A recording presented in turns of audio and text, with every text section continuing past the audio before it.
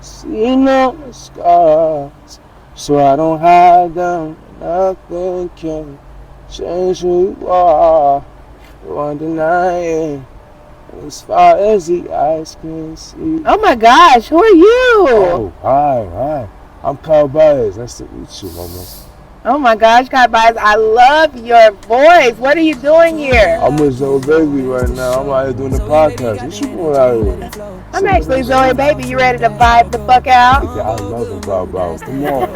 Let's go. It's a vibe. With Zoe, baby, we gon' ride. It's a vibe podcast, you know the vibe. It's a vibe. It's a vibe. With Zoe, baby, we gon' ride. Beg your pardon? Period. All these people in my life, I see nothing lurking me. Like I was such a What's going on, y'all? You already know this is your girl, Zoe Baby, tapping back into another episode of It's a Vibe podcast, baby. If you missed our episode last week, we had the lovely Miss Kiki Kamal live in the Vibe Corner. And the podcast is actually on all platforms. Apple Music, Amazon, iHeart, Spotify, YouTube, Instagram, TikTok, Facebook, you name it, it's there, okay? So you know this is the platform where all the dopest artists and the hottest entrepreneurs come to vibe. And tonight is no different, y'all. Now, we've been super excited. I got so many questions for this artist. We got K Baez live in the Vibe Corner. Yeah. What's going on? How you doing, mama? How are you doing? Okay, so I'm going to ask the question that's already on your Instagram, and it's your Instagram handle. Who is Kai Baez? Just a kid from Brooklyn, New York. Just grew up in Fort Greene, Brooklyn, to be exact. Just a kid that first his original government name is Shandell, so we grew up as Shandell first before we knew Kai. Okay. And Shandell just had to just grow up in life, endure it, and understand what he wanted to do, how he wanted to be. And when I got around 2020, I wanted to do the whole name change and try to see what that felt like. And I always studied people like Bryson Tiller and Bruno Mars and Chris Brown and such, and I always liked having a double name, like a first and last name. So I was like, okay, I gotta figure out what I want to call myself. And Kai Baez was something that I just enjoyed. And Kai means the ocean, and Baez was one of my favorite baseball players, his last name. Okay. So I just took it to honor him as well. And yeah, it's been fun living this. So that's who Kai Baez is, an R&B artist who touches the soul. That's all. And you definitely touched the soul, okay? I don't think I've had too many artists that have come up and I literally listened to their music all week long, like songs on repeat, songs on replay. And I actually wrote 3 of the songs down, but we gonna get there, you guys. So you actually, I read in one of your interviews that you actually started doing music at 8 years old. Okay, and 6, but 8. 6, and then you said this was a way for you to actually deal with your mental health. Okay, so what was the name of your first song? Do you remember? I don't remember, but I just remember it was like on a notepad. Okay. And I just was like, all right, let me just, I think I was like 10 or 11 when I wrote my first song. Okay. I know I was 8 years old. I was just like singing like Bruno Mars and Chris Brown, because in my household, I grew up in a Dominican household, so majority of the time it was more like bachata music and merengue and salsa, and that's more like emotional at beat. Okay. Especially bachata is like more emotional music, especially if you listen to the lyrics. So it's all about heartbreak and everything, so I always grew up about that. And I would think my first song was like something about like a girl that I had a crush on. And I tried to like write it for her, but I just don't remember exactly what I wrote. Now, Kai, because you are super young, you're 24 years old. You out here on the music scene, almost 24, and you out here on the music scene. And it's so many different genres that you could have tapped into. Like, what led you to R&B? So I did a shout out to my mentors back in New York, Shelton and Jeff. They helped me a lot when it came to music, especially afterwards. Once I got into high school and everything, I was in a conscious music group with them, and they showed me the ropes, I guess you could say, when it came to music. I tried to figure out what I wanted to do afterwards. They had me really singing and rapping most of the time because I grew up, especially in Brooklyn, the boom bap era, and just listening to a lot of different rappers around my time. All we knew was just freestyling on the lunch table and doing all that stuff, and I got accustomed to it. I was a fan of rap, even from people that I was listening to back in the day, like Lil Wayne and such, and I always wanted to figure out how to do it. And once I got into being by myself and independent, after a while, once I left the group, I didn't know what I wanted to do. But then I realized I didn't want to be just a statistical Brooklyn rapper. Okay. And I wanted to be something different. I knew God gave me a voice for a reason, and I wanted to see for what was the purpose, and try to figure out how can I instill that into other people, and what is the purpose of me even having this voice. So I always I loved R&B, especially growing up, like the people I mentioned before, so it was no brainer, especially trying to tap into that industry in that pocket. So it's been the best thing ever. Now, See what I'm saying? And now you've just imagine being that 8-year-old boy. Would you ever expect, because now you're over 500,000 streams. Mm-hmm. You've written for some of the biggest artists. Mm-hmm. You've performed at the Strat Center. Yes. You've done so much. Would you have imagined? Yes. You get what I'm saying? Would you have imagined that at 8 you worked with Yism, you worked with Tune the Poet, and these ain't like light names. You in the loop with Caleb Music, Pusha Preem. Like, these are not light names. Like, would you ever have imagined that this is where you would have been? Nah, just working with working with some of these people, and then even like tapping into like some of my favorite artists of all time. Like, that's even a blessing of itself. Mm-hmm. Like, having the ability and just having the comfort of know who you are, and having I guess you could say the confidence of understanding of who you are, because I didn't really have confidence growing up. Really? Nah, I was bullied, so I didn't really necessarily have like a lot of confidence. People always like shunned me from being the outcast, I guess you could say. Because I'll be the quietest one, but I always have like that bright personality and always be friendly. And especially growing up, for the guys, it was intimidating because I could sing. Yeah. So all the pretty women used to always come at me and shit. But nah, it's been fun. And shout out to E, but it's been fun. It's been fun just enduring the moment and living in the moment of like, okay, I kind of solidified myself a little bit, not too much, but I'm in a comfortable position where it's like I've done a lot, and the span that I've done it and how young I've done it. I always tell myself I'm an old soul. I don't really be thinking of my age at times, so because I just never really grew up with the people around my age. Gotcha. So I just I always endured that from the hard work and from people that I seen in my life, and just applying that shit to myself, so it was easy. See what I'm saying? Now, I played 2 songs for the people. One of them, you know, this is already my favorite song, Mood Swings. Yeah. That's my favorite song, you guys. And can I play them a little snippet of that before I tap y'all out? I'm gonna actually play a little snippet for y'all at home, but that's all y'all get. I don't wanna talk when your mood swings, and you do things, and you light up your blue flame when your mood swings, baby. Maybe I don't change. I don't wanna talk when your mood swings, and you do things, and you light up your blue flame when your mood swings, baby. I be moving strategy. Shawty looking good, she a bad bitch, ain't average, she the baddest, ain't capping, can't do this no more.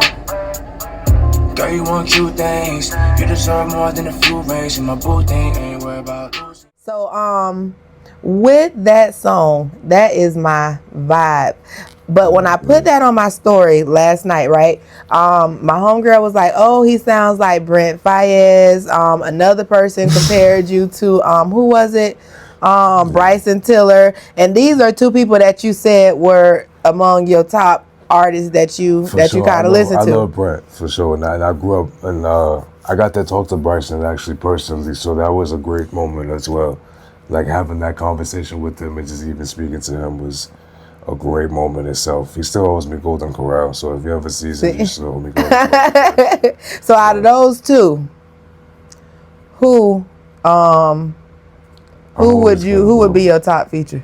I'm always gonna go Bryson. Really? Hell yeah. Not Brent? Nah. Like, and no disrespect to Brent, but nah, I always wanted that.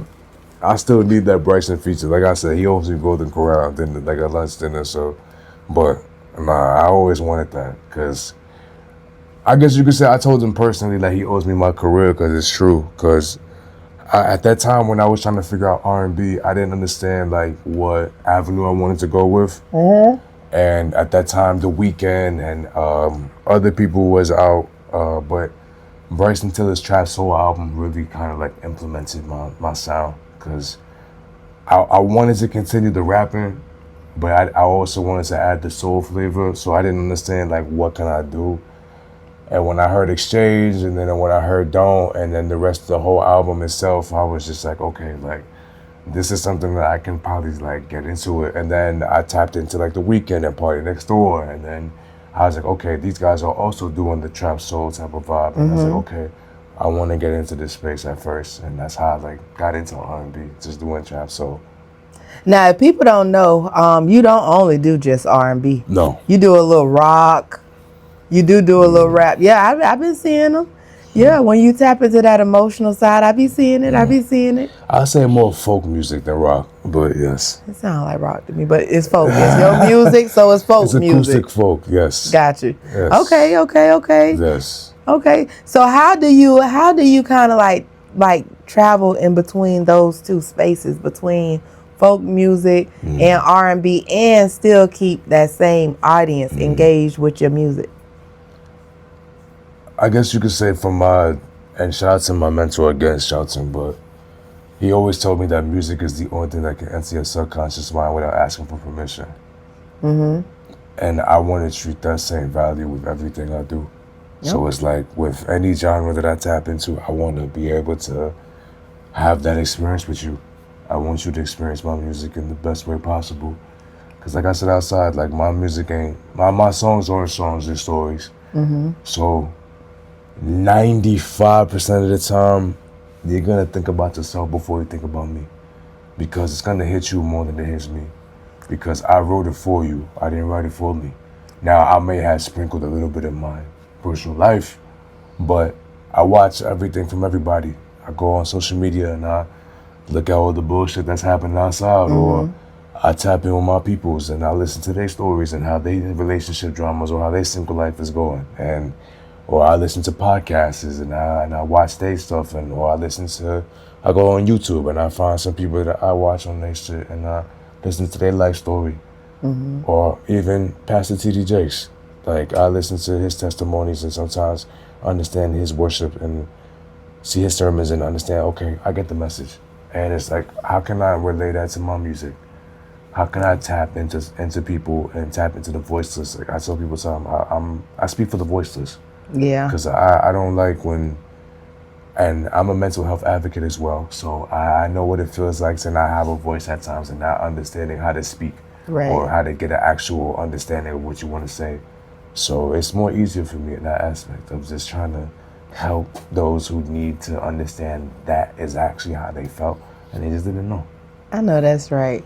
Now, you talked about being bullied because you say you are big on mental health, and I feel like once we get past a certain age, yes, a lot of the adults kind of lose sight of what not only adolescents go through, but even you as like a Gen Zer. This is a whole new world for you guys, stuff that we've seen you aren't seeing, but just going through mental health at such a young age and using music, like what were the songs that kind of resonated with you at 8 years old? You say Bruno Mars, but what was like one song that you sung that really just touched your soul? I said Grenade.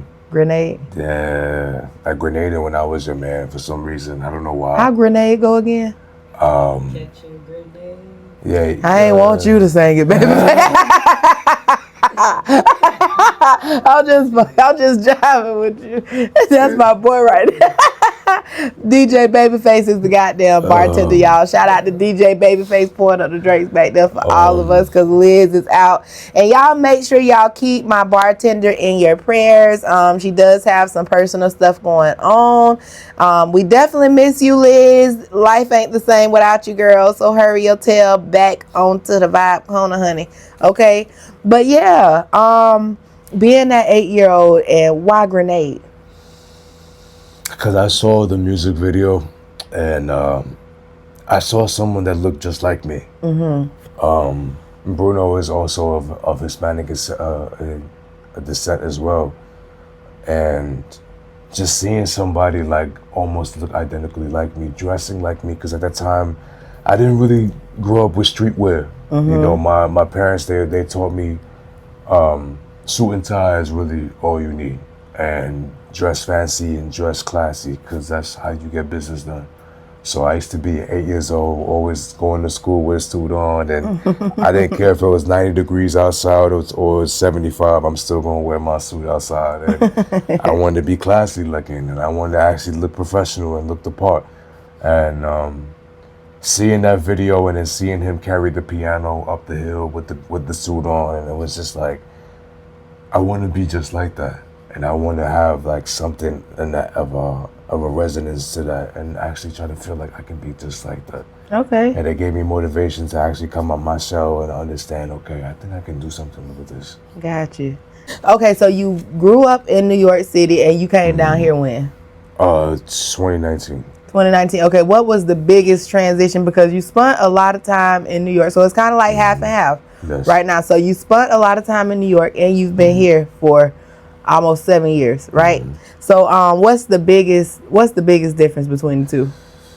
Culture. Culture? Yeah. Okay, give me like 3 examples. I got you. New York, I feel like, and no disrespect to Tampa, but I feel like we got more culture, because I feel like we have a lot more heritage surrounding every single borough and area. Okay. And you just get the vibe of everywhere. Like, you can go down to Little Italy, or you can go to Spanish Harlem, or obviously there's going to be areas that's more predominantly black. So you're going to be spending time out there as well. You can go to the Arabs area and spend time in there, or you can go to even the Jewish towns as well. There's areas there, like, it's just more, or you can go to Chinatown. Okay. There's more culturally there, I feel like, when it comes to New York. Sound-wise, I feel like there's a difference for sure. Oh, yeah. Because y'all love the juke and jive, just like how we love to dance out there, but y'all love the juke and jive out here for sure. So it's a whole different atmosphere, and then some of y'all rappers is different, like Tom and especially my guys that I know, like Tune and the rest of them. It's the rest of Indianism is all different. So, and then I would say,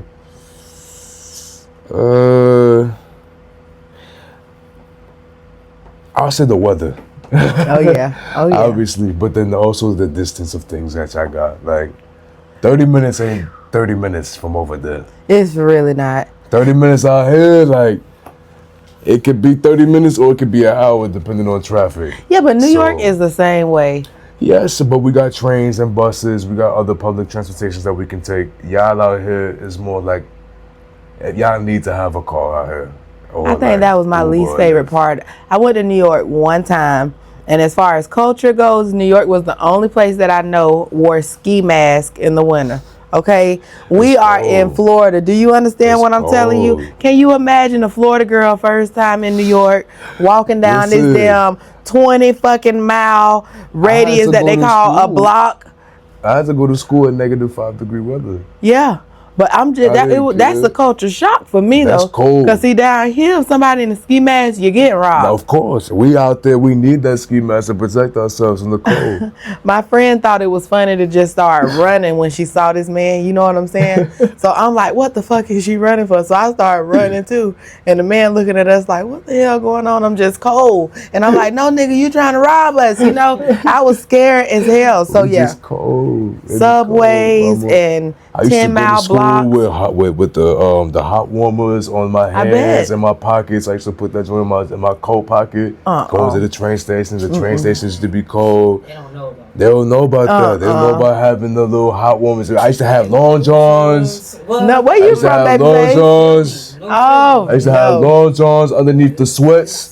Underneath the sometimes I used to have jeans underneath the long johns, 3 pairs of pants. Like, but guess what? I I used do to have the that. sweater with the jacket, with the shirt, with the long sleeve They shirt. don't know about the heat packet. Nah, nothing. I do that. I do that here in Florida. Between the shirt or sometimes even just like in the pockets. Yeah. I do that in Florida. Nah, baby, we do that every Yeah, I do that in 6 Florida. months. That's just what? That's every 6 to 8 months. I ain't gonna brag. Every 6 to 8 months we If be they don't having get cold it. like that, that wasn't Nah, it wasn't a good winter.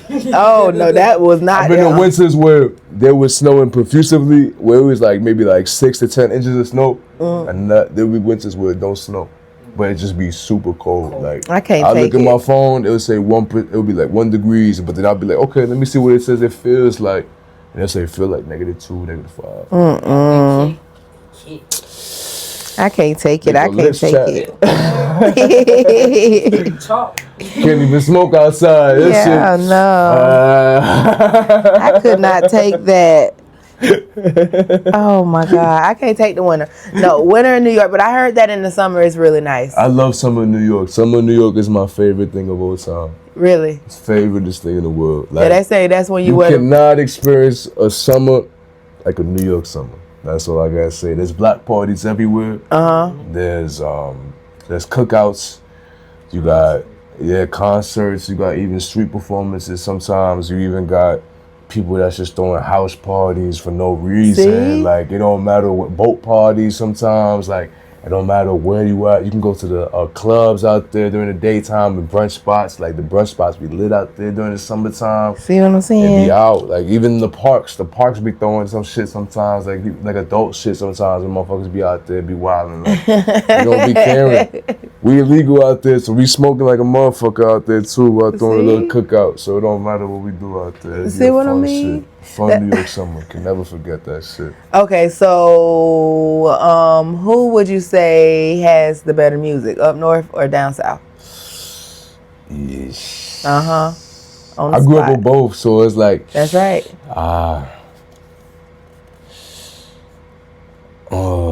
that's tough. You want me to give you an option? I listen to more now down south music than up north music. How long did it take for you to get accustomed to down south? Because I have a homegirl from Jersey, and she cannot stand Florida music. It ain't take me that long for real, cause I used to come out here for summer vacations and shit like that at Temple. I'm growing up in New York, cause my godmother, my cousins out here for real. So I used to like always grew up with down south and like the down south culture, understanding that shit. So that's why I'm like, I still got that southern culture in me in a way too, cause I grew up with it a little bit. So listening to down south music, I used to listen to even Atlanta music like T.I. and like Jeezy, even at times I used to listen to.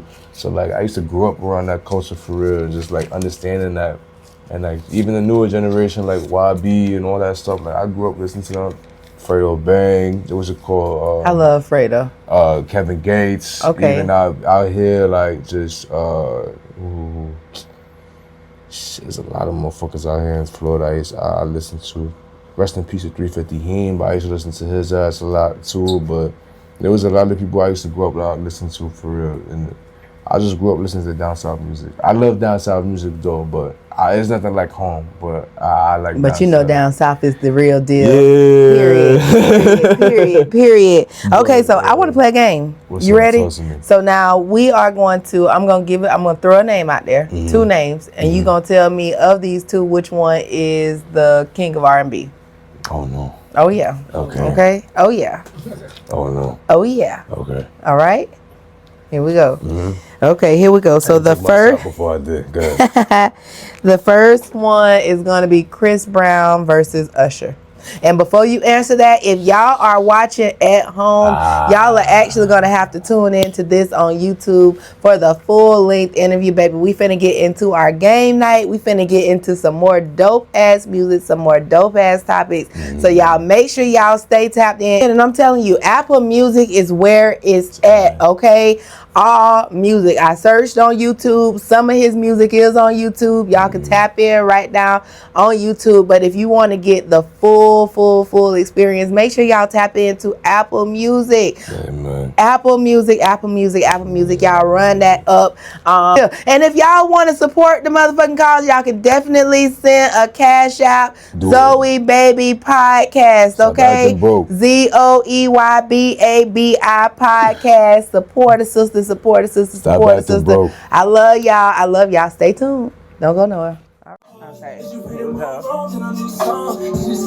Baby, I'm a cold one. I know you ain't dangerous, one step I'm up above. If your nigga ain't home, what's up? Pull up, we can do a little 1-2, then you get gone. Tell me you ain't coming on, well, that's a loss. What's going on, y'all? You already know we are tapped back in with Kai Baez. Yes, y'all. And if y'all heard that last single that I just stopped, that is his single Pull Up on Apple Music, y'all. I told y'all his albums on Apple Music are absolutely fire. And we finna actually play a few of them tonight. But back to the task at hand. Kings of R&B. Chris Brown or Usher?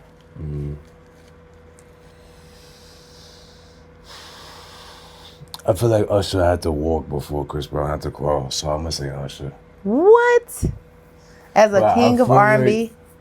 But I feel like personally, like, yes, Chris Brown probably has more hits than Usher in a way, but I feel like Usher had to lay the foundation first. I don't know. I go off the hits. I'm going with Chris Breezy. Hits was, yes. Yeah, I love Chris. Okay. Giveon versus Brent Faiyaz.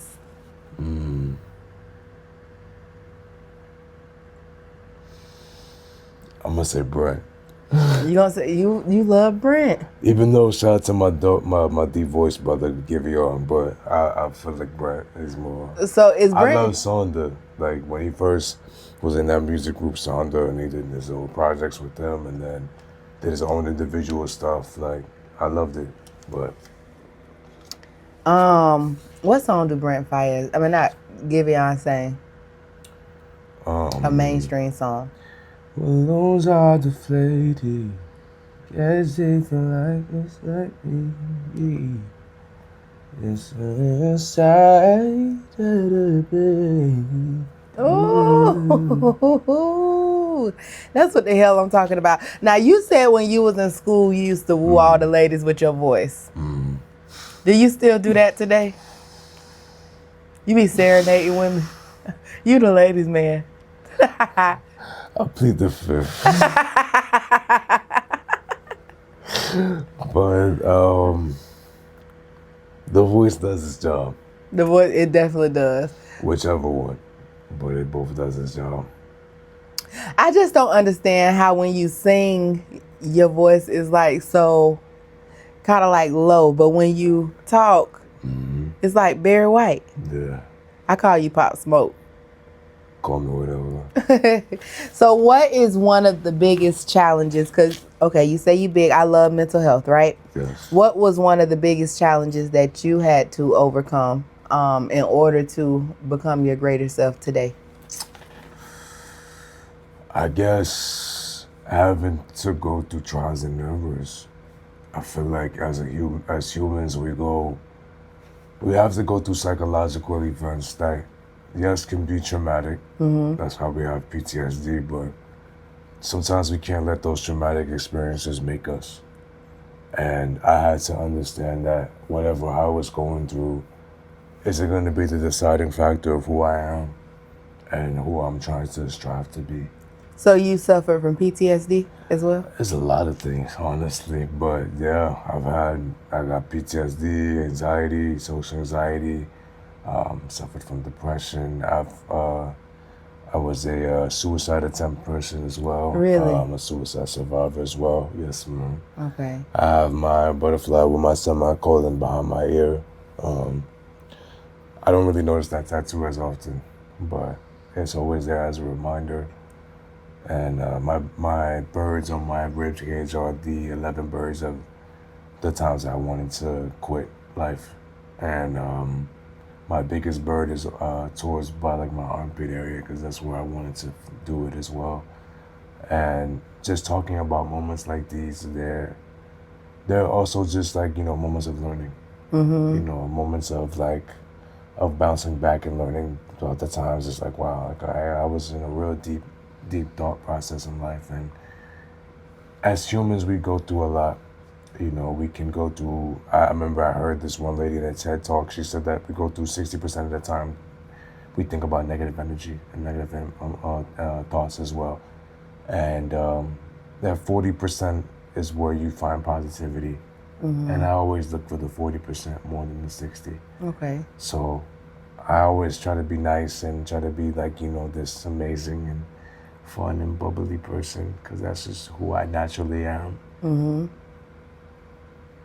Okay. So I know with depression, especially suicide, a few days back I posted I have a death anniversary of one of my closest friends, Curry. Rest in peace to Curry. That was my Rest baby. in But peace. back then, because I was maybe 19 or 20 when we experienced the death of my friend. You know what I mean?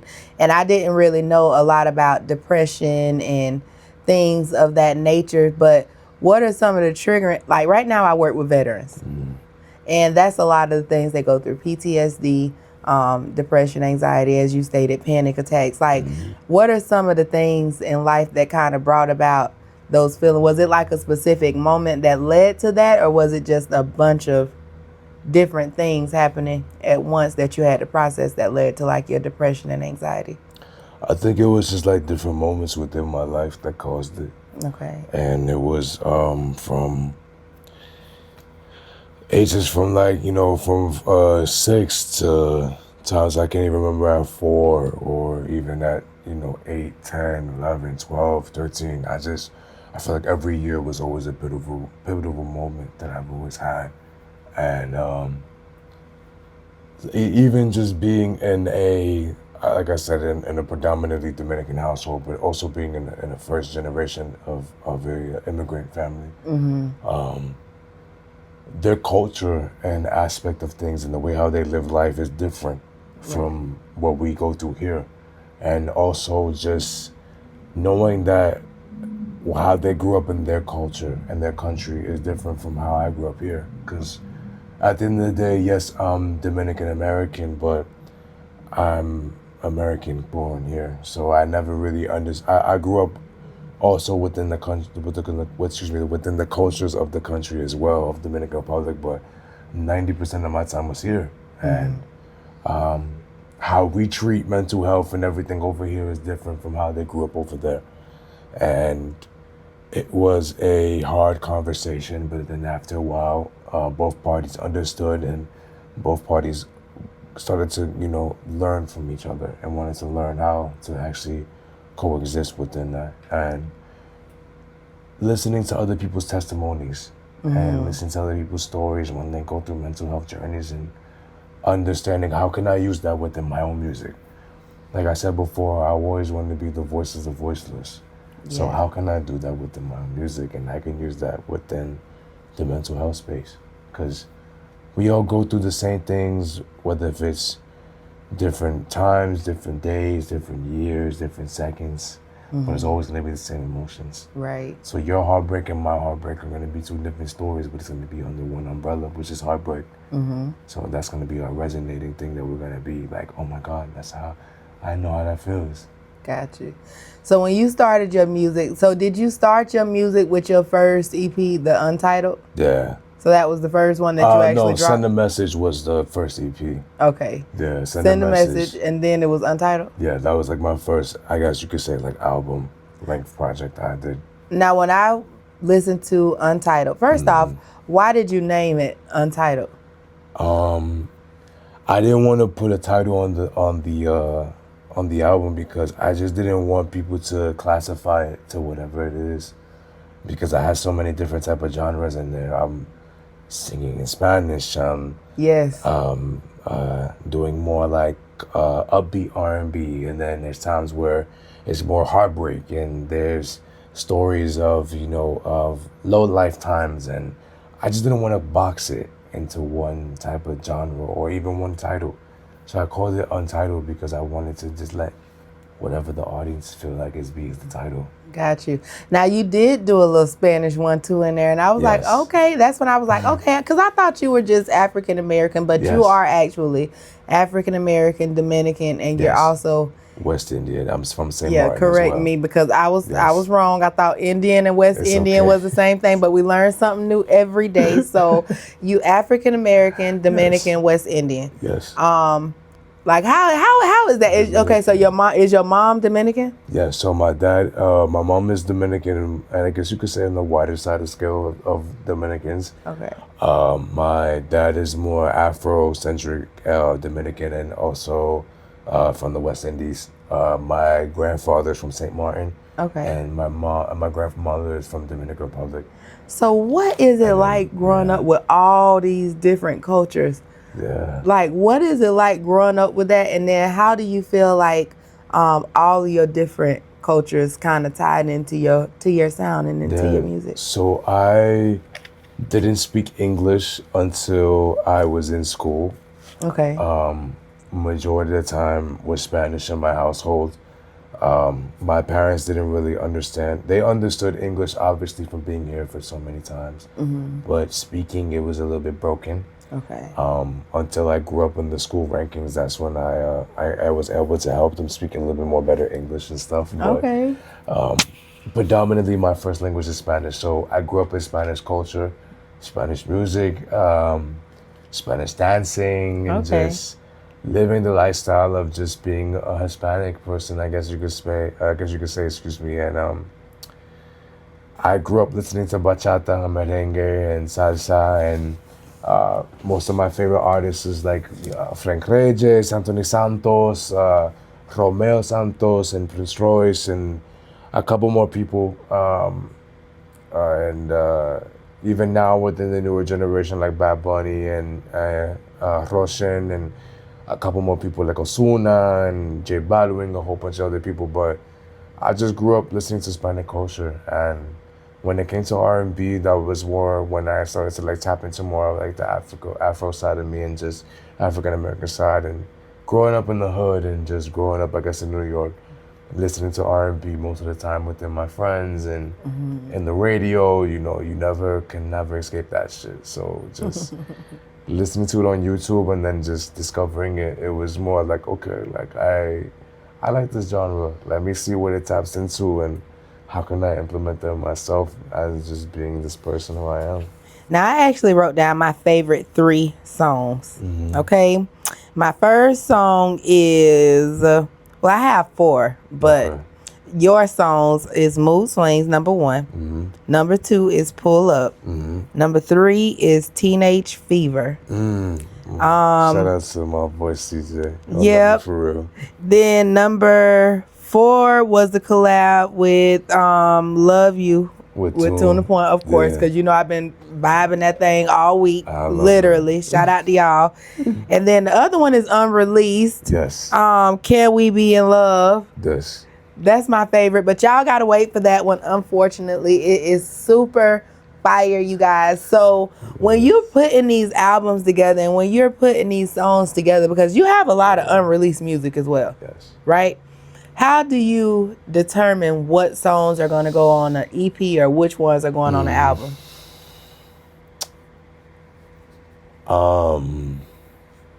I guess you could say, like, it just depends on the moment where I'm at right now. Like, sonically, like, if I just want to give, like, a little teaser or, like, a little, like, sneak peek to what I'm working on, I'll create an EP basis of what the album is going to be on. Okay. So for, I guess, Untitled, for example, Send a Message was needed because I needed everybody to understand who I was. So that was the whole purpose of sending a message to everybody to understand who I was. That's where Untitled came in, because that's where I wanted people to be more translucent with my music and just feel more free. Okay. And not have a title behind it. Since I already sent you a message, I want you to have a new experience. And my other albums and such, like When My Love Died, and even Until the Doves Cry and everything else, like those projects, those mean a lot to me. And for the Friday collection and everything, those mean a lot, because I want to show different parts of myself and different aspects of music. And I love music. I'm a student of it. I grew up with it, and I just cherish it. Like if it was like how basketball players treat basketball and athletes treat their sport, or a painter treats his painting canvas, or Gotcha. like a poet treats his, poetry. I want that same feeling for myself. I got you. Now, when I asked you your 3 favorite songs Yes. that explains you best, I'm finna go through all 3 of these, and you're gonna tell me how and why they explain you the best. You ready? Yes. Okay, so number 1, you said Nights Like This Ain't Meant to Be. That was when I had my first ever panic attack. Okay. And I wrote that song right after, because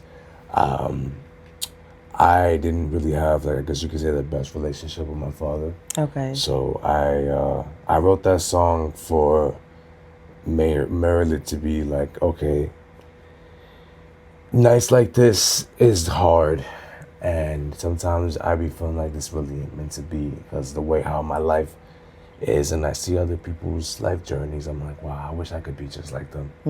From the family aspect to life and just how they are living. I was like, I always want to be just like them. And I always think like, damn, subsequently, I'm like, damn, I'm not like that. So it's like, it's not really meant to be. Now, you actually have a son as well. Yes. So when you speak of like the dynamic between you and your father being kind of, Rough. jaded, you know what I Yes. mean? How do you kind of apply what you experienced with your father, what you felt with your father, and how did you use that to create a better relationship between you and your child? It just feels like, I don't know, like I guess nowadays, like especially now when it comes to generational, I guess, trauma, you don't want to continue the same baton. You don't want to carry the baton and pass it on to your other new generation that's going to be coming upon. So within your kids, you don't want to just continue the same weight that you had burdened onto you. I always try to, even now, even because my son is so young, like, you have to instill it so early. You have to instill love and support and care and nurture, because even though I had it in the beginning stages, and then later on my teenage stages, I didn't really have it. I don't want to add that to my son as well. I want to be the best version of a dad that I can be. I want to be the best father that I can be, however I can be. Whether if it's going to take sacrifices, hard decisions, and times where I'm questioning myself and whether or not if I'm even doing a good job, that's what it's going to be. That's my job as a father, to do within him and make sure that he has the best childhood that I never had. Because that's what we were taught, to give the best and give more than we ever had to our kids, because we want their lifestyles to be better than we did. I know that's right. Now, what was it that made like the dynamic? Because I have a messed up relationship with my biological father as well, but I spoke a little bit about that last week. But I have a relationship with my stepdad that's amazing. But Right. what was the thing that made like the dynamic between you and your dad kind of like, not as close? I guess growing up in Dominican culture, like, their dad will always be, technically speaking, your best friend.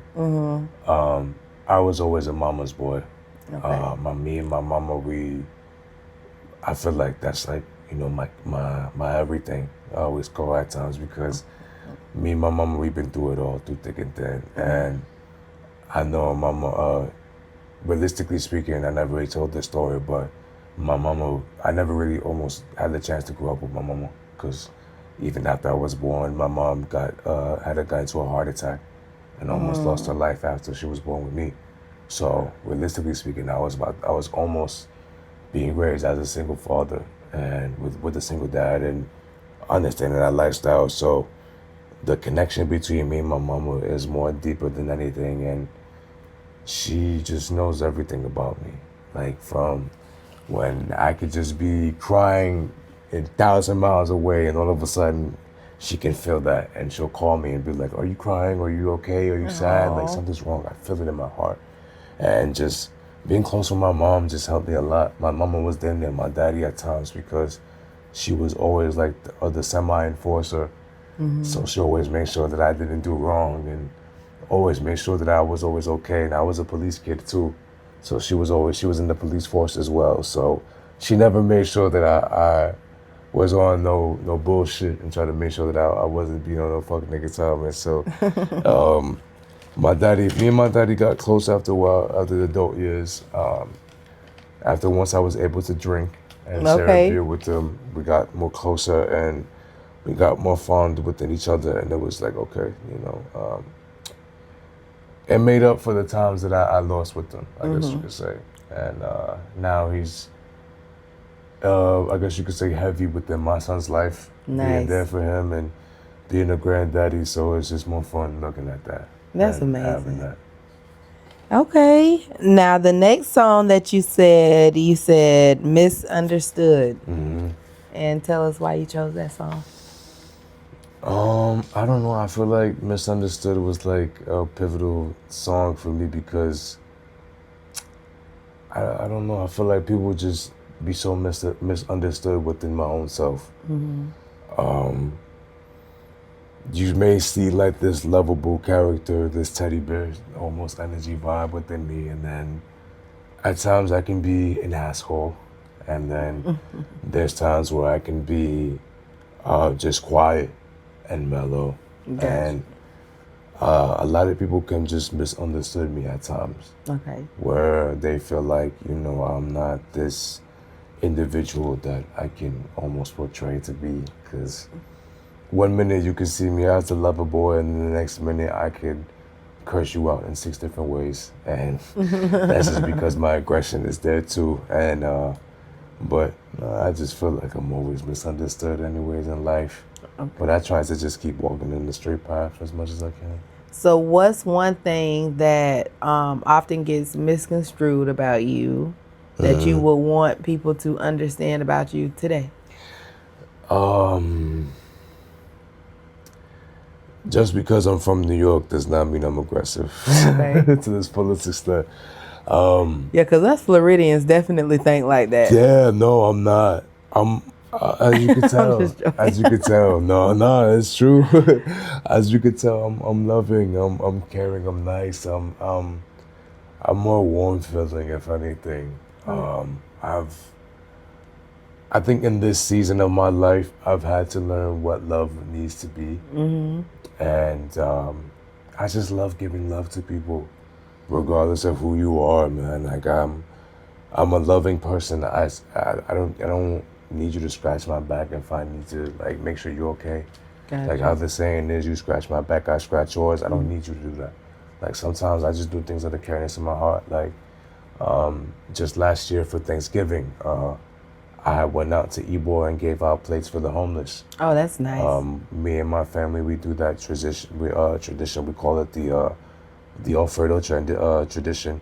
That's our last thing. So we tend to do it every Christmas and every Thanksgiving. We pack up all the food that we usually have left over from all the parties that we throw, and we give it back to the homeless. And it's something that I enjoy. And you don't see me posting about it on social media at times. You don't see me having it on my profile or anything because it's not something that I want televised. I feel like giving love isn't something that you should be showing to the world. That should be something that should be an act of kindness. And that's how I want my music and how I am as a person to be. Okay, nice. And then last you gave me Please Don't Let Go. Yeah. And that's an unreleased song. Yes. Okay, and tell us about that one. It tells a story of itself, and I feel like even one of the lines I wrote in the song, it says like, what do you call someone that's far from that's wandering afar, and it's like it's a wandering soul that's far from astray. And it's like, someone who's lost and is far away from themselves. I always say that they're a wandering soul because you just don't know where you're going. Yeah. And at times when it comes with love, it's like you just don't know where you can set your heart to be. Yeah. Whether or not you can be in 30 relationships, or you can find yourselves in 6 different marriages like J-Lo, but it doesn't matter, it doesn't Shots matter. fired, J-Lo. Nah, it doesn't matter. Like, you can find yourself in so many different predicaments within yourself, and I always felt like you just can't let go of what you want. Like, just so you have to keep telling yourself, just don't let go. Yeah. Don't let go of whatever you're searching, whether if it's love, whether if it's money, happiness, whatever you want, man. Just don't let go. Don't let go of that sight. Period. I love that. Now, if you were a fan listening to your music, right? What song would you, and you can only do one, what song of yours would you nominate for a Grammy? For a Grammy,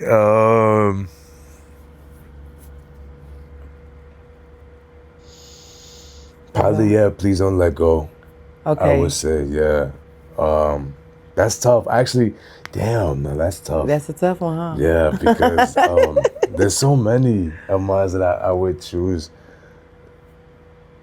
Like, even Lift Me Up and Love Me Now, like, those are songs that I feel like those are movie and TV show song worthy and radio hit songs that are so impactful to me. Like, just, I fell in love with the genre of folk music so early within myself, because in 2020, I remember one time in Brooklyn, I was high, and I was coming from playing basketball, and I was like, yo, I want to listen to something, but I don't know what I want to listen to. And I was walking back home, and I was like, okay, let's put on some Taylor Swift.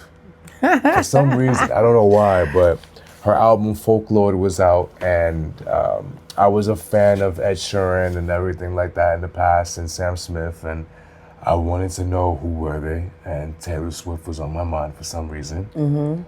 And that whole body of project, from the songs like August and even other songs that she had, like Betsy, and there's other songs in there that I enjoy. And I was like, oh my God, I think I can do this genre too. And I wanted to dig dive more, and I found out this is like the genre of storytelling. And that's what I do the most. And that's why I even said like those 3 songs personally, like Lift Me Up, Love Me Now, and even the newer one that's going to be coming out soon, Please Don't Let Go. Those are just more like soulful songs that just hit. And I feel like that, I feel like a lot of people can resonate to. I'm still just trying to figure out how a 24-year-old sings these songs and sounds as if you have so much experience. Yeah, that's what I mean. I can see. I can see that. I can see that. I've been through a lot when it comes to love. Let me see.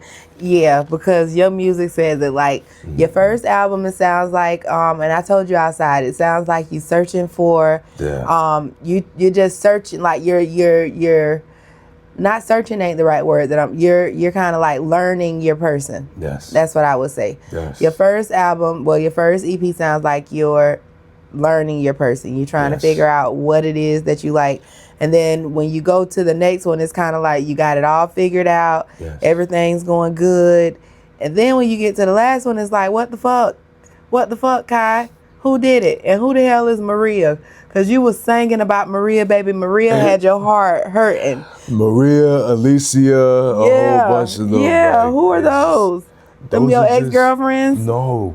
Okay. Like I said before, I make songs, not stories. I make stories, not songs. Just alcohol. You said it right the first time. But I make stories, not songs. So it's like most of my songs are for me. Like those are songs where I want you to feel as if I'm talking about somebody, or as if like I'm mentioning about somebody, or it resonates you too deeply because you like, damn, I was in a predicament where a nigga done fucked me up with a Maria before. Like, they done left me for a Maria. It for had some me reason, feeling or- like, who the fuck broke Kai heart? Because Yeah. I'm about to go find Find them. who Maria is and beat And their yes, ass. that's how I felt. I'm glad Maria ain't a real person because it was about to go down, Maria. No. Even like Soraya's song and Soraya's actual person, and shout out to Soraya. Thank you for letting me use your name. And even like the chapter series where there's different women on the cover arts. And shout out to those women in particular.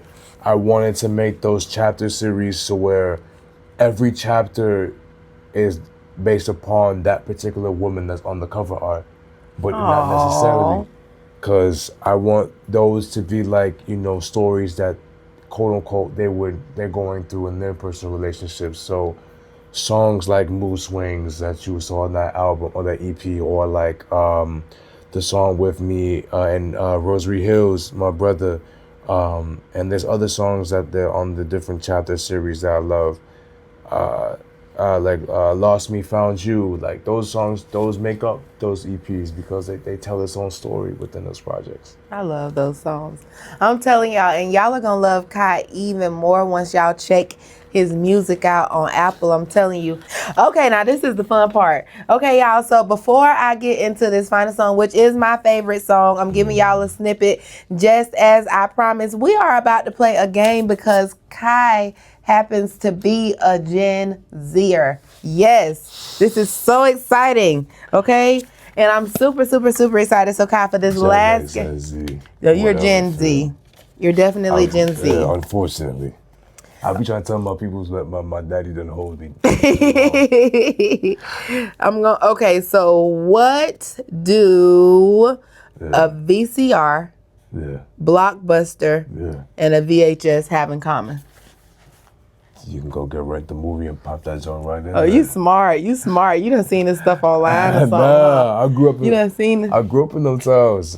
Me and my daddy, we used to go to Blockbuster and go rent out the movies and go. And even before there was a red box, before all that Netflix and all that bullshit, you have to go to Blockbuster, go rent out a movie, then bring it back during a certain time, and then if you want to, you can go change out the movies and go switch it out. Me and my daddy used to do all that. I used to even see. All them Chuck Norris movies, all them shits my dad used to put me on to back in the days, like them old school movies that my dad used to put me on to. Okay. He got that one right. Let me see. What is a cassette? A cassette?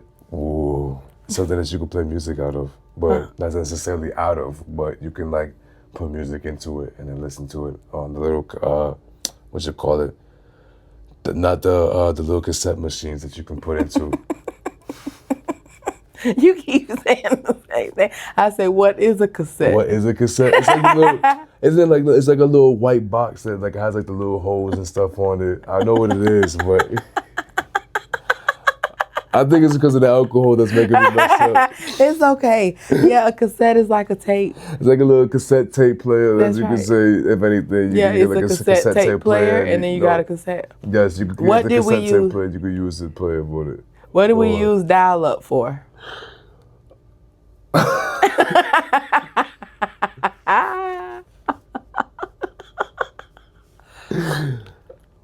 You lost me on that one. Dial-up was the internet. Yes, damn. Yes. I plead the fifth on that one because I did forget. Again, it is the alcohol that's kicking in now. This He crowd blaming it on the alcohol. The crowd is kicking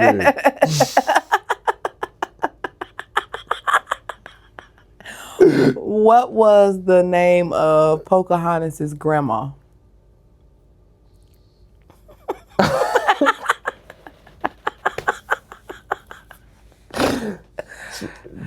This where my drunk ass about to be Yeah, like, she had a Indian. grandma. Come on, West Indian. She had a grandma. I forgot the grandma's name. It's the tree. I plead the fifth. Mother Willow. I plead the fifth. That's okay. See what I'm saying? I plead the Oh my fifth. gosh, what else can I say? What else can I say? I plead the fifth. I got you like 3 times. You lucky I ain't making you take shots. I would do them now because honestly, I deserve it for that shit. Let I me deserve see. it. What did you use to watch? I mean, what did you use in a DVD player? What did I use? What you mean? No, like, what do you use a DVD player for? You could watch movies. You could put up. There was people back in the times where they would record videos on their little camcorders and stuff like that. They would burn down their CDs and watch it on their TVs. Oh yeah, you smart. How much did a burnt CD cost back in the day? I know it was less than $1 for sure. No, it was about $5. For some people, I knew they was doing it for less than $1. I love that. You still good. You got that right. I'm trying to think. Because This I is used to some burn fun shit. CDs too, and I used to, especially me and my cousin, we used to burn CDs and burn like specific albums and shit. My cousin would burn Jay-Z or Nas albums back in the day and stuff See? like that, so you can have that shit. Now, in Tom and Jerry, who was the dog? I mean, who was the cat and who was the mouse? What's it called? Jerry was the mouse and Tom was the cat. Who's Garfield? Garfield was an orange little cat that used to eat up all the lasagna. And what was the shit. dog's name? Oh, fuck. I'm just saying, I don't even know the Otis. I used to, Otis, yeah, that's what it. Otis, yeah. What was the daddy's name on Family Matters?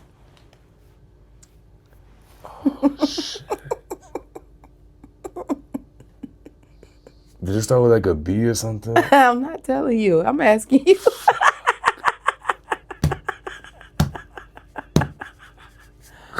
Set me up for pure failure. And I used to watch Full House too. Damn. Family Matters. Family Matters, Lord have mercy, I'm drunk as fuck. Carl Winslow. Yeah, because you guys, motherfuckers used to call me Steve Urkel back in the day. Because I used to wear glasses. I still Yeah, wear you glasses. kind of look but like Stefan. Please, Stefan is, Stefan was without the glasses. Yeah, kind of baby. like Stefan. Yeah. I'll give you Stefan. Stefan was without the glasses. I definitely do it too. Give me 2 characters off The Land Before Time. You lost me.